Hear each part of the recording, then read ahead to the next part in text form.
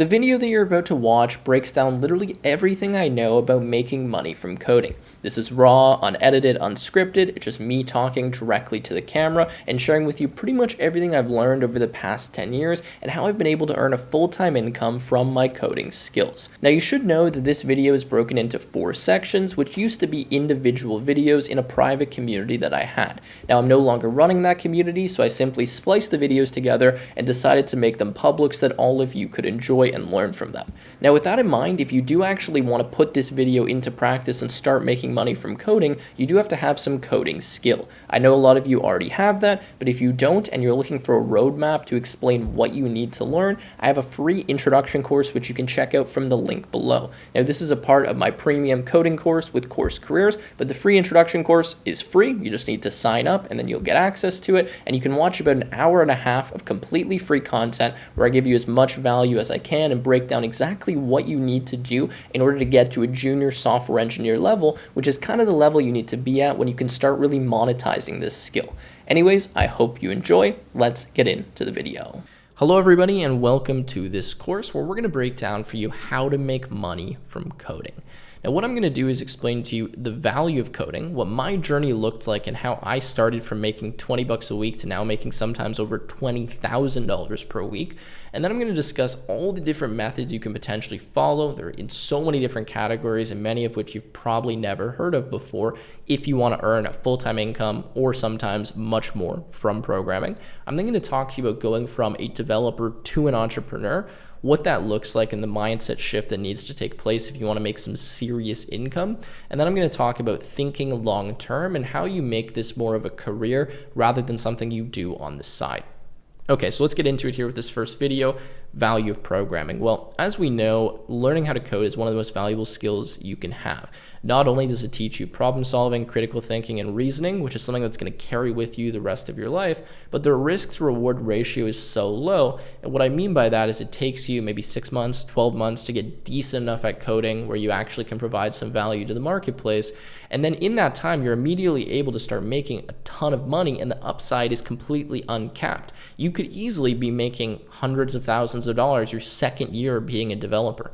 I know developers who made $300,000, $400,000 in year 2 or year 3 of their career. And I know guys that sold startups after just learning how to code for 2-3 years, right? So the upside is just so high, it's potentially uncapped. And even if you go all the way down to the low side where maybe you land some junior entry-level position at a shitty company, you're making 50, 60K a year, which is still a lot better than you having to go to school, spend hundreds of thousands of dollars, waste 4 years of your life just to get into a crappy career where there's no growth, there's no upside, and you don't have other potential. Now beyond that, just the number of ways to make money is unlimited. You don't have to get a job. And in fact, a lot of the options I'm going to share with you here don't involve working a 9-to-5 job. You can work anywhere in the world you want. You can be in any economy you want, which I think is really important. And you don't have to be a US citizen, Canadian citizen, or from, let's call it a more A-tier country or first world country. You can be from a developing nation and still make a ton of money. I pay guys that live in Tunisia, like I think it was $7,000 per month. I don't know what his exact salary is, but it's something along that range.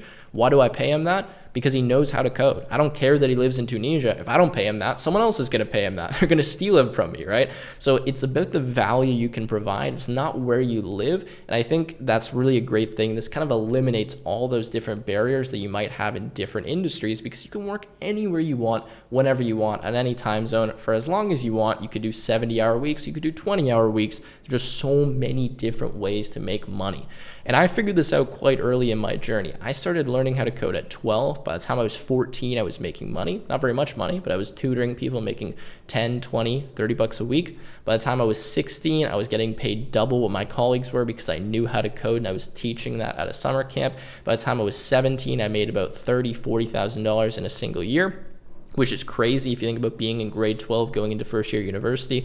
When I was 18, I made over $100,000. When I was 19, I made over $250,000, which out-earned my parents at that point in time. By the time I was 20, I was making high multiple 6 figures. And beyond that, I've made millions of dollars in a single year and in a career simply because I know how to code. Now, obviously, you compounded, you add skills on top of that, but it all came from that foundation. Having a high value skill that allowed you to contribute something to the marketplace is what you need to start with. And then you start to realize quite quickly, damn, I can build this up, build this up, build this up to the point where you're making just so much money. It's actually unbelievable. Now, I don't say that to brag. Genuinely, a lot of you guys know I'm a fairly humble person, but I want to get you pumped up. I want to get you motivated. I want to get you inspired. And this is more of a closed community, so I want to actually share with you kind of those hidden gems and secrets that allow you to really make some serious money to the point where you are actually financially free. You have that location independence and you can work whenever you want, which I think for many of you is the ultimate goal. So with that said, hopefully I got you excited. Let's get into the next video here and let's talk about how you actually make money from coding. All right, video 2, let's get right into it. I've got 14 different methods to share with you in terms of how you can make money from coding. I'm gonna give you a quick explanation of each, but I'm gonna try not to drag it on. And at some point in time, we will make a much more in-depth course that breaks down all of these and kind of goes through different strategies, methods, getting clients, etc. But for now, I just wanna give you all the different methods so you can start experimenting with something today. Now, I've got a sheet in front of me, so if you see me reading my monitor, I'm just going through the list. No particular order here. Let's start with number 1, freelancing. Now, freelancing pretty much just means you're kind of on your own and you just do random side jobs. You do gig work. Maybe you're doing some hourly work for a company. Maybe you're finishing some project here. But you can work for whoever you want, whenever you want, for the number of hours you want, obviously assuming that you're getting paid by that company for those number of hours. You're not an employee, you don't have benefits, you're not tied down to a set schedule, and usually it's just you're gonna do a certain number of hours or you're gonna finish a specific project. I've done freelancing anywhere from $20 per hour back when I was super young and just doing like really some very side gig type work that was super simple that they probably could have done themselves, all the way up to $400 per hour. I know, sounds insane, but if you're really good, you can get paid to work at those kind of rates. Typically now when I do freelancing, the rate is more like $150 to $200 per hour. And that's a fairly typical rate for a more senior developer who has kind of a broad scope of work that they could potentially be working on.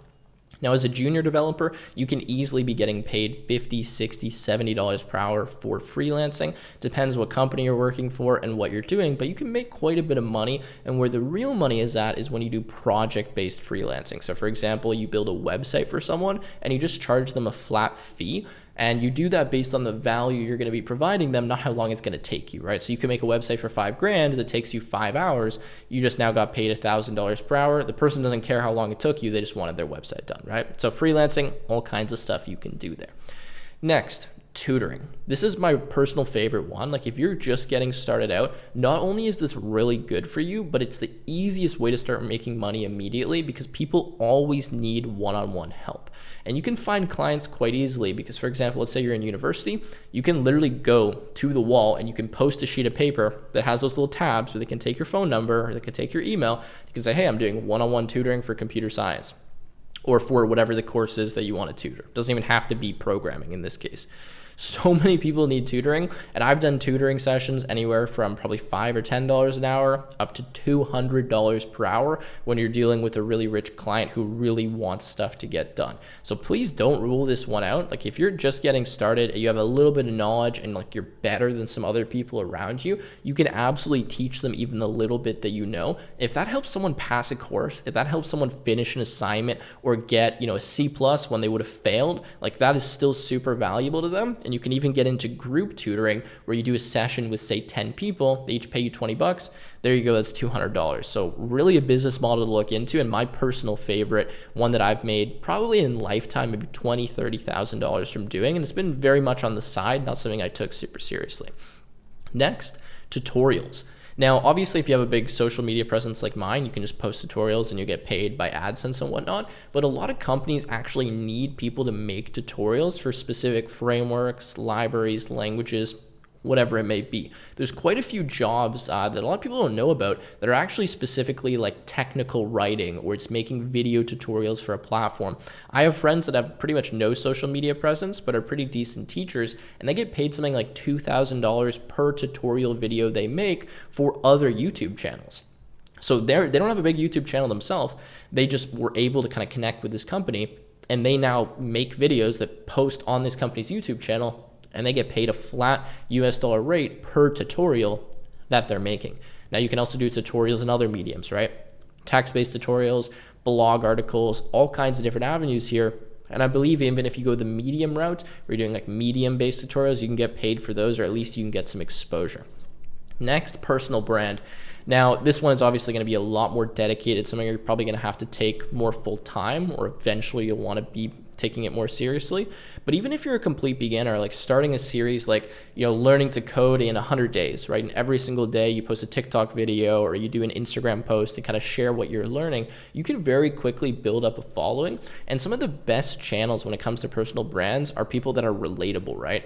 So in my case, it's hard for me to be like, oh yeah, I'm just learning how to code and I've been doing it for 10 years. You guys can't relate to me. Like, I am an expert level programmer at this point. As much as I can teach you stuff, it's not that relatable type content, right? So if you're someone who's more of a beginner or intermediate, you can make a personal brand related to coding, related to your journey. It doesn't have to be tutorials and technical content like I would do. It can be more lifestyle and what it looks like learning coding in 2024 or whatever year you're watching this, completely from scratch. Something to consider, a lot of opportunities here, and having a personal brand will bring you so many opportunities that you've just never thought of before. You'll get job offers, you get people wanting to do brand deals, you get collaborations, you'll meet incredible people. And obviously in my situation, I never was really trying to build a personal brand, but it kind of just happened. And then once I started seeing all those great benefits, I took it a lot more seriously and built mine up, right? Next, we have SaaS. This is software as a service. And this is great because you can just go out there and you can build some software that people want to pay for. And there's so much shitty software out there that people pay for just because it's the only thing they know or it's what they rely on for their day-to-day. And you can see so many different companies that have software as a service, whether it's good or whether it's bad, they make so much money. And with SaaS businesses as well, if you have a lot of recurring revenue, so monthly or annual revenue, you'll end up getting a pretty large multiplier if you do decide to ever exit that business. I have a close friend of mine who ran a SaaS business, wasn't that great of a developer. Like, he was really more at that intermediate stage, was nowhere near where I would be or some of the other people in this community. He built a SaaS business. I don't remember exactly what the service was, but it was something relatively simple. I think he ended up getting about 10,000 users, and then he sold the company. Now, he didn't make millions of dollars doing that, but he made a few $100,000. That was great. And now he's got a cushion. He can go do whatever the hell he wants. So something to consider if you are interested in building software, think about, okay, who can I actually service here? What's going to be valuable? How can I get paid for it? And you can make a fair amount of money. And even if it fails, it's great experience. And it's something that you can throw on your resume and that looks good. Next, mobile apps. So many shitty mobile apps out there that people pay a lot of money for. Especially things, like you got fitness trackers, weight trackers, habit trackers. Like, anyone can make one of those types of apps. And if you're able to market it well, get a few users, you have some in-app currency or something along those lines, you can make a fair amount of money from mobile applications. So again, another method. And also, obviously, if you like building mobile apps, something fun to do and try to get a monetization angle on that.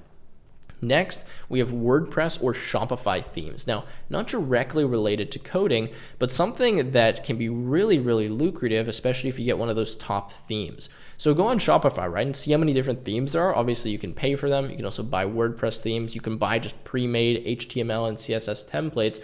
And if you get quite a few downloads, you can get some high volume, you can make a lot of money. Definitely check that out if you've never seen it, because it's not that much work. Maybe it takes you a few days, you build this theme out. And I mean, even if it sits there and it gets a few sales a month, that's some great side income that I don't think anyone will be complaining about. Next, we have technical writing. Now, writing documentation is a huge pain. No one wants to do it. I don't want to do it. A lot of you probably don't want to do it. But if you're into writing and if you're actually good at English, this can be a really valuable thing to do, because you don't need to be an expert level programmer. What people are really looking for is, okay, they're decent at programming, like they've got the basics down, they're good enough that they understand what's going on, and they're a good writer. Those two skill sets combined really make you quite valuable, and you can get full-time jobs doing this, or you can do it more as a freelance or a side gig. Next, we have helping small businesses. Now, this kind of can tie in with any of the other things that I mentioned before, but some of my favorite projects are where you just go to a small business that doesn't have a website, or they don't have any marketing, or they don't have some tool that would save them like tens of hours per week, and you build it for them. And the great thing is that it doesn't need to be perfect. It doesn't need to be amazing. You're not building a new website for Facebook. You're building it for like the local bakery down the street. And it's a lot more relatable. However, it does involve some sales, which could be a bit difficult for some of us, right? Now, just to give you a specific example for this one, actually, when I did work at the summer camp, not necessarily a small business, but it kind of fits in this category, I noticed that the admins that were in like the head office, they would do scheduling for all of the different groups of kids manually every single week. So they would like pick them out. They would choose all the activities they're going to be doing. They would like have to cross-reference. They had like 20 sheets of paper out, and they were literally going with like highlighters and X's. And it took them like a whole day to like do the scheduling. It was insane what they were doing. So I came in and I saw them doing this one day, and I was like, God, what the heck? What are you doing? And they're like, oh, we're doing all this this scheduling. I was like, okay, just walk me through like how this works. They kind of told me their process. I was like, okay, give me like a few hours. So I went downstairs, coded out some software that just did exactly what they were doing, brought it to them and said, hey, like, how's this? Is this better? And they like, it completely changed their life, because now they had another day every single week where they didn't have to do this. There was a little bit of manual checking that was involved with the software that I had, but it saved them multiple hours per week. And you have to ask yourself, like, how much money would you be willing to pay for something like that that could save employees, 2 employees in this case, 8 hours a week or something along those lines, right? So if you can build this kind of automation software, small tools, you can just help increase efficiency even a slight bit. You can get paid a fair amount to do that, and you're actually providing real value. Okay, so now into some more unique ones I don't think you guys may have actually considered before.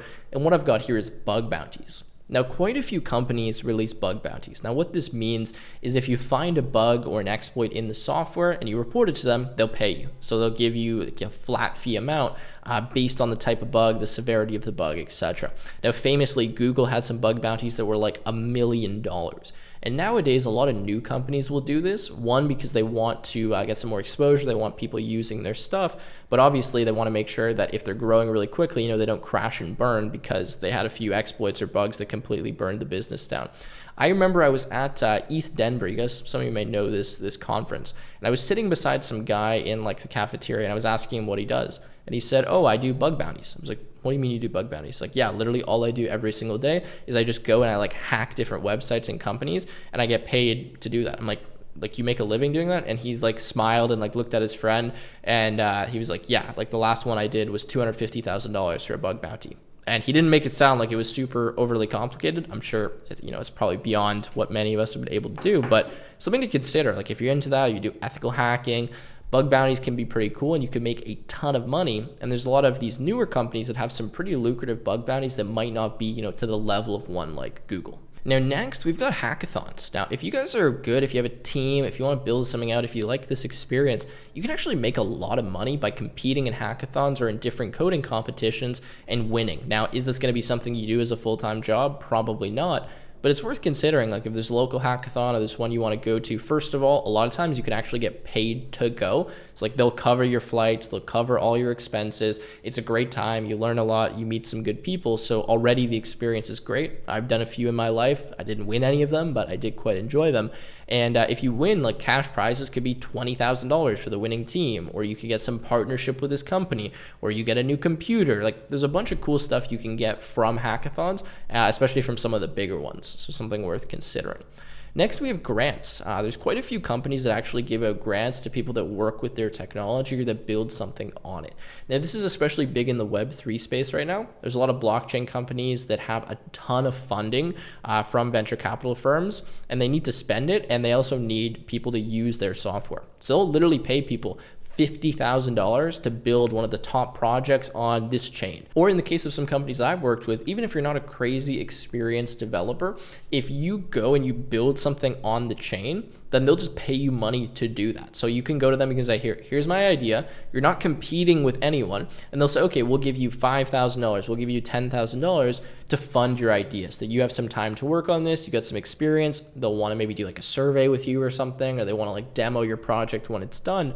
But the idea is there's so much opportunity out there, and there's companies that literally have grant funds that are in like the tens of millions of dollars that they're giving out to hundreds of different projects because they're trying to encourage people to use their technology. Now, lastly, I've got a great one here, which is UGC, user-generated content. The tech field recently has really been expanding more into this influencer marketing and specifically into the more micro influencers. So people that don't really have any following or maybe have like 5,000, 10,000 followers, like a very small amount.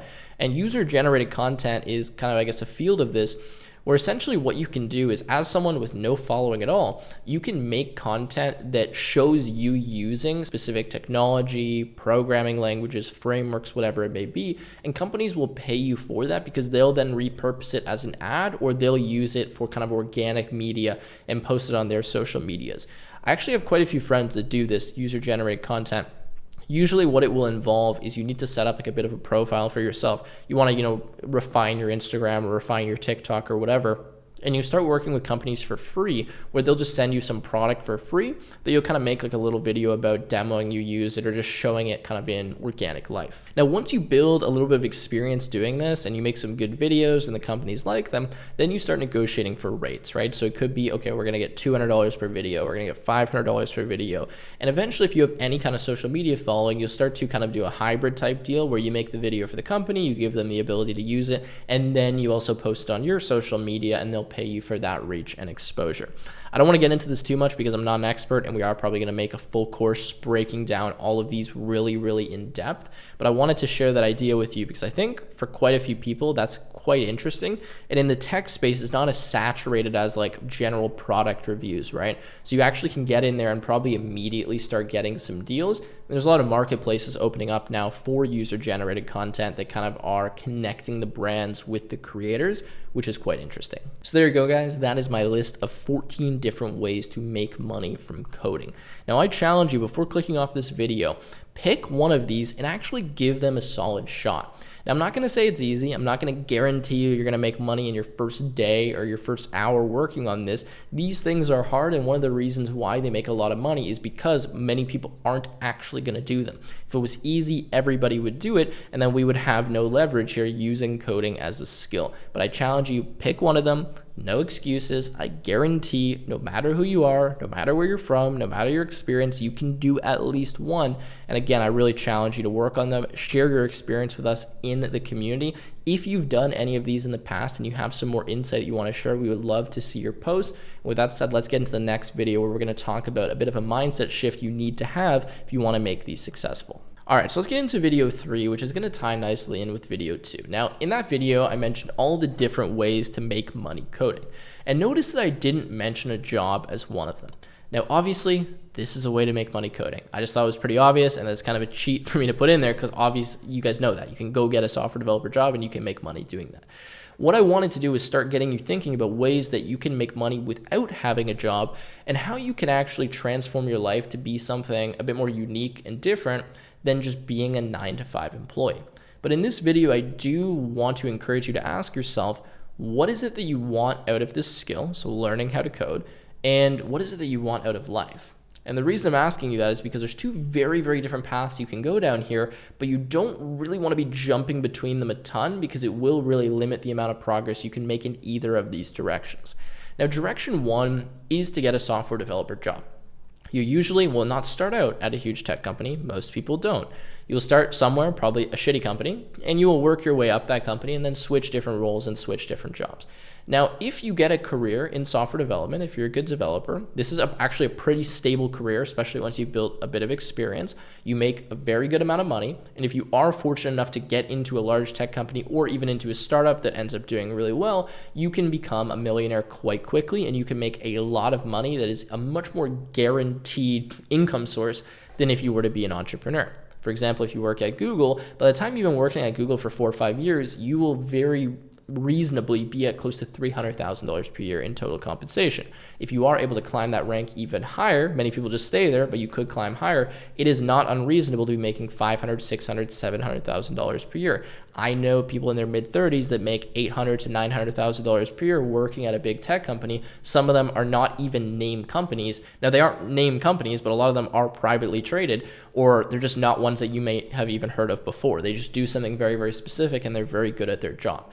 So with that said, like if your goal is just make as much money as possible, you may want to consider going down that route. And if you really grind to get into those type of companies and you really focus on your career, playing the politics, learning how the corporate culture works, you're going to be successful in that realm, and it's going to be more guaranteed. You know, by the time you're in your mid-30s, you're going to be a millionaire no matter what if you stay on that path. Now, we have the other side, right?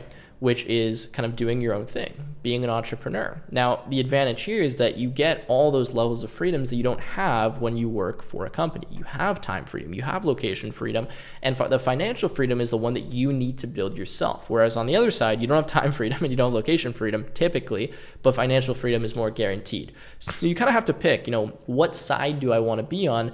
And what do I want to do? So actually ask yourself that question, sit down, have like a deep introspection session, and think about it carefully, because this is not for everyone. Now, if you are someone who wants to be more of an entrepreneur, you need to realize that, this is a journey just like it is going down the career path. The thing is that your reward can be way higher, right? The upside is completely uncapped. You can make unlimited amount of money. There's no cap on your potential. It's really just up to you what you end up doing. And typically, if you really, really go hard at it and you know what you're doing, you're going to grow it, and it's not really going to be stagnant, right? It's going to continue going up and up. Now, with that said, to do that, you have to put in probably more work than you would trying to climb the career in like a corporate 9-to-5 ladder. And you will be sacrificing quite a bit at the beginning to get to that point. So I think that's enough. I think you guys probably understand the advantages of entrepreneurship, disadvantages, etc. Now let's talk about how you make that shift, especially in development. Well, you need to immediately start thinking more like a CEO, boss, business person than you do like an employee or like a developer. And this is very difficult because our brains typically, if we're in this space, are wired to be thinking critically, thinking logically, problem solving, reasoning. Now, as much as those are important in business, that's not necessarily what's going to make you a lot of money, right? You can be a good developer and still be broke or still not be very good at a lot of the skills that I listed in that previous section. So you need to immediately kind of turn off the, I'm an employee hat and I work for $50 an hour, or I do this, or my time is worth X amount of money, to how do I scale a business? How do I leverage my time as well as possible? And this is the big word, leverage, right? How do I use my time as effectively as possible? For some of you, that is simply working for $50 an hour, but for others, it's doing different types of activities and trying to buy back your time and outsource different things. Now, I'll give you a specific example because I know this is kind of vague. Let's say that you are a good developer, okay? You can do pretty much anything. You can code anything out. You're really good. You're at like an expert level. Now, you could simply work for everyone, and no matter what you do, you could just charge $200 an hour. Now, you're going to make $200 an hour. At this point, like, you are kind of an entrepreneur because you're doing freelance stuff, but at the end of the day, you're really just working as an employee, and like your amount of income is limited by the amount of hours that you can work. Now, if you were to, instead of just charging by hour, charge per project, and based on the value you provide, you can completely substantially change the amount of money you're going to make. It could be way lower or it could be way greater, and I'll share with you what I mean. You could go work for like a little mom and pop shops, right? When I say go work, I mean do a project for them. You could maybe make them a website, and the value you're going to provide them is you're going to give them some exposure, and let's say you can maybe generate them 10 new clients a month. Maybe each client that comes into the bakery or whatever store it is pays $30, $40, $50 as an average purchase. You've generated, let's say, approximately $400 in value in 1 month. The reason is because, that's how much value they got from what you built. They didn't pay you because you were good at building a website. They paid you because you could get them clients, right? And they would have paid someone else the same, if not more, if they could have got them more clients if it came from something other than the website. So in this case, you're not framing your skill set in the light of, I'm good at making websites. I mean, yes, that's what you're going to do for them, but you're saying, I'm going to get you clients. The way I will do that is because I have this skill set that's in development. Now, that's a pretty low leverage or pretty low value use of your time because you're working for very minimal value that you can generate. Now, let's say we move it up a little bit and you now go and you work for a big company. Let's say you're doing freelancing for Microsoft. And what you're going to do is you're going to build this automation tool that's going to save 1,000 hours a month because all these employees will now no longer need to do this task that's really repetitive, and that could be automated. I know this is an extreme example, but just bear with me to kind of get to the point here. So now in this instance, you've saved 1,000 hours of developer time per month. How much is developer time worth? Let's say on the low side, it's worth $1,000. You can do that multiplication, and now you've generated $100,000 in value, or whatever that amount ends up being, right? What's changed is not what you're capable of doing. You're a developer. You can write code. You could have just written code for either of these companies at $200 per hour. Instead, what you've done now is you've changed who you're working for and the amount of value you can potentially provide. And the amount of value you can provide was not really based on the skill that you're doing, it's based on the person that you're working for and the client that you have. So this is just one example of how you shift from the employee mindset to the business mindset. You start looking for the places where you can inject the most amount of value, and you then extract a portion of that value, right? So if I were to generate $100,000 in value for a client, I'm not taking $100,000. Maybe I take $30,000 or $40,000, some percentage of it, because that's reasonable. Now, I'll give you an example in my case, making YouTube videos, right? I could easily make a YouTube video and I can promote some like stupid thing like a fidget spinner, right? Like you guys would probably buy it. Some of you will buy that, right? Some of you will enjoy it. But the thing is, the amount of value I'm providing by promoting that is pretty low because it's a low cost item. Even if hundreds of you buy it, it's still only going to generate like a few grand, right? Not that much in sales. Whereas if I were to promote a really high ticket item that is something that's much more in the niche, that makes a lot more sense, I'm going to be able to get much more money or get paid a lot more money to do that because it's just more reasonable, right? It makes more sense. It can generate more money for the client. So rather than me pricing, say, a brand deal, which is something I do all the time, based on, okay, I always just charge $4,000 because I get this amount of views, the price for my brand deal depends completely on the company that's working with me with that brand deal. If it's a company where I can't generate that much value, I can't charge that much. If it's a company where I can generate a ton of value, then the price goes up. Now, again, like, I know this is kind of basic stuff, but what I'm trying to get you to think about is that you need to use your time and position yourself in areas where you can generate the most amount of money. And that doesn't really rely on what your skill set is. It's really who you're serving and what you can do for other people, right? So that means picking the best clients, finding the best opportunities, building the best partnerships. And you can do this in many different ways that I want to get into much more in depth in another course. But you need to completely shift the way your brain works from like, I'm worth this much per hour, to where can I go? What can I do where I can generate as much value as possible and then take some of that value back? That's really the key, and that's what I've learned over the past 10 years, starting by doing what many of you probably do, just charging per hour or charging a flat fee or doing something like that, to saying, no, like I need to find the areas where I am actually leveraging my time the best and where my time equates to the most amount of money. And again, a lot of the times it's not really your skill set, it's who you're working for, the clients, and what you're able to do for them. So that's just one small example. So that's the key point. And what you need to do early on is you need to discover and find where you are most valuable, right? I'm not saying this is easy. I'm not saying you know this day one. And you do that by trying a lot of different things, experimenting, messing around, trying this, trying that, failing in different avenues.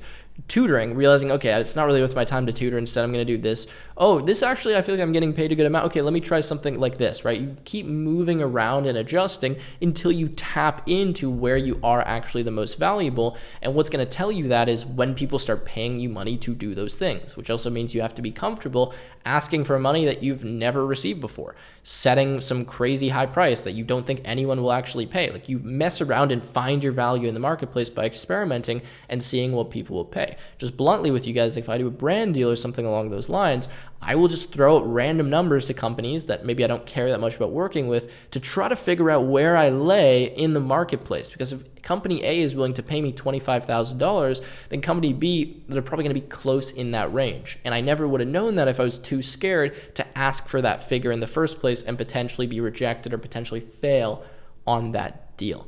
Now, once you found that and you're like, okay, this is my thing, like this is what I'm good at, this is where I can actually make a lot of money, you need to understand, how do I do more of that thing, right? So it's optimizing your time. So now maybe you're hiring an employee, maybe you're getting a virtual assistant. In my case, I have editors, I have agents, I have people that work like for my YouTube channel, which is the main thing that I run. And why do I do that? Because my time is better spent making the videos than it is negotiating with brands, or it is editing videos or other things along those lines. So you start to really optimize the systems and figure out, how do I do more of the thing that I'm getting the most amount of value from? And why can't I do 10x, 20x, 30x, 40x that thing? Once you figure that out, you can build the volume and you can start to actually scale. Now, at the same time, you also then have to ask yourself, where's the balance here? Do I want to keep doing this? Do I even want to scale? And the nice thing with an entrepreneur is that you have control and you can just make 100, 200K a year. If you get to that point, say, I don't really need much more than that. I'm happy just doing this, hanging out, working 20 hours per week. And that's the greatest benefit of going down this path. Now, there's a lot more I could talk about here. And I realize this is a little bit of a rant video. It wasn't super structured. but I wanted to just kind of inject in you the different ways you think about things, right? A lot of people think about a skill as simply a salary they can make per year or an amount of money they can make per hour. It's the wrong way to think about things when you go into that entrepreneurial route. Again, I can keep repeating it. You just have to figure out what value do you provide and where can you provide the most. You can then tap into that and take it out. Two people can have the exact same skill set and provide vastly different amounts of value based on the type of tasks they're actually completing with that skill set, and that's what you need to think about. So that's going to wrap up video 3. Let's move on to video 4. So let's get into video 4 where we talk a bit more strategically here with thinking long term. Now, this has many different meanings, but generally speaking, I want to make sure that any of the activities I'm sharing with you here, or even just your ability to make money with coding, doesn't die in a few years, and that this is something you can do sustainably over a longer period of time. Because again, what's the point if we only can do this for 2, 3, 4 years? Yes, you can make some quick money, but for me, I'm always about building the skills, building the business, building the ability to generate wealth, and not just doing it over a very short period of time and then it dying out and having to find something else. This should be something that's sustainable. It should be something long term. At least that's the way that I look at it. You may look at it differently, but I'm going to share with you here my perspective. Now, when I say thinking long term, first of all, that means before we jump into trying to earn as much money as possible, we want to build that foundational skill of coding. Anyone who's going to make a lot of money with this has to first be decent at development. You don't need to be an expert, but you need to be confident in your abilities. And I think confidence is the key word there. This is something that exudes pretty much everyone that you talk to, and it's something that really affects you internally, whether you realize it or not. You've probably had this before. You walked into a job interview applying for a position where you're not qualified. Even though you might be able to fake it a little bit, generally people can tell when you're confident in what you're doing and not. And even the way you speak, the way you answer questions, the way you think about things internally yourself, subconsciously are affected by the fact you know that you're not actually qualified for that role. Now, same goes in reverse. You go into an interview, you know you're overqualified, you know you're going to kill this job, you know that this is like exactly what you're meant to do. You're going to really exude that confidence. It's going to be very obvious to everyone in the room, and you yourself are going to speak in a different way, carry yourself in a different way, because you actually know that you can do the thing. And even if no one else knows that, just you knowing it yourself really makes a huge difference. And I found that personally in myself quite a bit. When I started programming, when I started posting YouTube videos, I wasn't that confident. I didn't have the accomplishments or the achievements to actually say, hey, like I'm a great developer. And it took me a fair amount of time to build that up to the point where I could speak more confidently, right? I could come across like I actually know what I'm talking about because I did, and I was confident in myself. So please first build that skill, and it's going to help you in pretty much every area of life and business. So let's say we've done that. We have the confidence. What's next? Well, there's 3 main things I want to talk about in this video, and that's being a professional, reputation, and reliability. And we'll talk about a few other small things as well. Now let's start with being a professional. No matter what area of business you're in, no matter what you do, you want to be as professional as you possibly can. Now, what that means is even simple things like using proper punctuation and grammar, having an email signature, answering on time, being fast to reply, showing up on time, and being reliable. I mean, these things all kind of tie in with each other. Everyone wants to work with someone who's professional, right? Being a professional just shows that you actually know what you're doing, you've done this before, and that you can actually deliver on whatever it is that you're promising. Now, I'll give you some specific examples here because this is really applicable, especially in the YouTube space, which is where I obviously make a lot of money. Now, on YouTube, you have, let's just be blunt here, a lot of kids, right? And you have a lot of people who are like vloggers or entertainers, or they don't actually have any real skill set. They just like have a bunch of followers and they do silly, goofy stuff online. Now, with a few exceptions, many of these people do not know what it's like to run a business. They don't know what it's like to be professional. They don't know what it's like to even work in any kind of corporate world. They're in a place where like you have to maybe put a dress shirt on, or you have to speak in a certain way, or there's manners or formalities or whatever. And you guys can say what you want about that, but the truth is there's so many people, especially in this content space, that are like a nightmare to work with, right? For example, maybe you'll sign a deal with them and they just don't respond to you, right? They won't reply to you. They won't show up for a call. Maybe it takes them 3 weeks to cancel on you. Maybe they don't deliver. Maybe they're late. Maybe even on the brand side, maybe you pay really late, or you don't hold up the deal with the creator, or whatever ends up happening, right? There's just so many examples of unprofessionalism.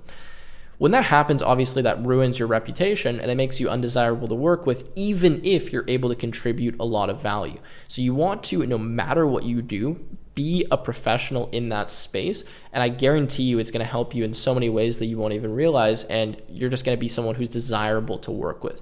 I get a lot of repeat deals. I get a lot of repeat customers and clients. And one of the main comments I get is that my operation is tight. Things are organized. We're controlled. We reply to people. I'm easy to work with. I answer really quickly. I'm diligent. I make sure that if there's any mistakes or issues, they get resolved immediately. That's what it's like being a professional. And you want to be that in whatever field you are.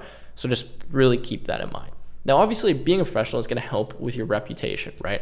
You want to be someone who's known. So when I say reputation, that means maybe you do things right now that don't make you any money, but that build you a really, really good reputation. That could be even outside of the scope of coding. Maybe you do some volunteer work, or maybe you're really into this specific cause. You help out with this thing. Maybe you post completely free videos online, like I did for many, many years, building your credibility and building your reputation, and then eventually later on starting to monetize that and starting to cash out on that reputation that you've built. There's a lot of things you can do that in the short term don't seem like they're really doing anything for you, but what you are building, again, is that professionalism, that reputation, and the fact that you're reliable. And if you can build your presence, especially online, things like social media, even Medium posts, maybe you're a contributor to an open source project, that's going to help you in more ways that you can imagine. It's really difficult to actually put a dollar figure or a value on those contributions. So that's what I'm kind of talking about in this video. There's a lot of strategic things you can do that early on don't immediately give you that reward, that long term are really going to help you and build who you are as a person, right? Build your brand, build your company, whatever it ends up being. Now, obviously, being reliable, I think this one is pretty simple. You need to be someone that other people can count on, they can rely on. They have to know that if they give you a task, there's no question, there's no reason why you would ever not complete that. And this is a compliment I used to get all the time, even when I was younger, that people could just give me something and they just knew it was going to get done. They knew it would be handled. You don't have to worry about it. And I'm sure many of you have been in situations, maybe like a group project, where you just know that the teammates are not reliable. Like, you can tell them to do something, you can check in with them every single day, you can do whatever you want, and you're almost certain it's just not going to get done, or that you have to take it into your own hands because you can't rely on the fact that it's going to be finished. No one wants an unreliable partner. No one wants an unreliable wife. No one wants an unreliable client to work with. So you need to be reliable and you need to get stuff done, even if that means sacrificing, right? Because that builds your reputation. So that's kind of what I'm talking about in this video. And those are a few ideas to make you think a little bit more long term. You don't want to just take quick money, do things fast. You don't want to scam people. You don't want to do things poorly. Sometimes it might take you 5 hours longer than you thought to complete this project. You could just submit it and get paid right now, but instead you're going to put in that extra work to build that reputation so this guy knows, hey, he's willing to put in the extra mile. I'm going to come back. I'm going to refer him. I'm going to use him again. So just kind of a general video here, and really actually targeted towards a lot of you that are a bit younger or maybe just getting started. Even if you're only 15, 16, 17 years old, be a professional, use proper grammar, be on time, be reliable. This is going to really set you apart, especially at a young age. And there's people that are 30, 40 years old that'll be taking notes from you if you really take this advice and actually adhere to it. Anyways, guys, I'm going to wrap that up here, and that's actually going to finish this course. I know this was short. I know it's not necessarily a step-by-step guide. There is just so many opportunities. There's so many ways to make money. And as I said, my goal for you is to get the wheels spinning, get you thinking about different things, and share with you a few perspectives of mine and some experiences so you can start thinking, okay, what is my strategy going to be? How do I actually want to make money? Do I want to just go work a job? Do I want to do freelancing? Do I want to try these different avenues? And hopefully after this course, you guys are going to go and try at least one of those things that I mentioned, and you're going to share with us in the community how that went for you, whether you failed or whether you succeeded. I would love to hear that. We will be making a more in-depth course on this sometime in the future. We'll let you know when that comes out. For now, thank you for watching, and see you in the community.